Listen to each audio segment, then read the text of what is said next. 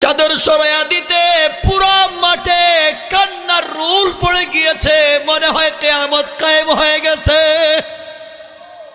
লক্ষ লক্ষ মানুষ তাকাইয়া দেখে উনি তো আমাদের দেশের কোন শেখুল হাদিস না, আমাদের দেশের কোন বড় মুফতি না, আমাদের দেশের বড় কোন আল্লামার পীর না, উনি হলেন আমাদের বাদশাহ, দেশের রাষ্ট্রপ্রধান, যার নাম হলো শামসুদ্দিন আলতামাস।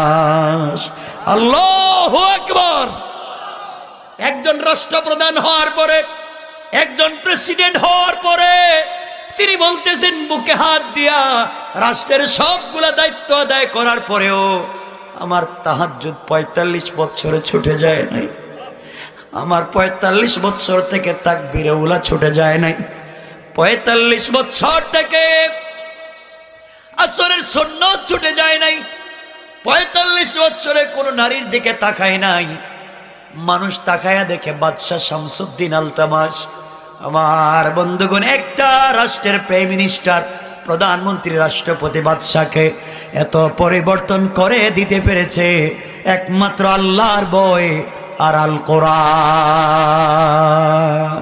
ঠিক কিনা বলেন? এই কোরআন থেকে আজকে আমরা অনেক দূরে, অনেক অনেক দূরে।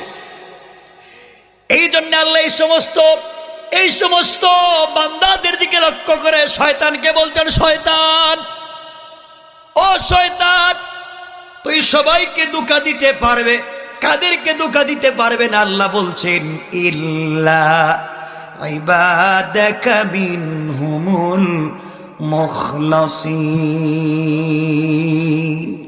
আল্লাহ রব্বুল ইজ্জত ওয়াল জালাল বলে দিলেন, যারা আমি আল্লাহর মুখলিস বান্দা, তুই সারা জীবন তাদেরকে ধোঁকা দিবে। ধোঁকা তো দেওয়া দূরের কথা, তুই নিজেই ধোঁকা খেয়ে যাবে। কোন সুবহানাল্লাহ, আল্লাহু আকবার। কষ্ট হচ্ছে আপনাদের? আপনারা আমরা ভালো মানুষ হয়ে যাই, শয়তানি আমাদের ফজরের টাইমে ঘুম থেকে উঠায় দিবে। ঠিক কিনা বলেন? ছোট্ট এক কথা 1 মিনিটে বলি। একদিন ওমর রাদিয়াল্লাহু তাআলা আনহু একদিন ফজরের নামাজে যাইতে পারেন না, ফজরের সালাতে যাইতে পারেন নাই, ঘুমায় গেছেন।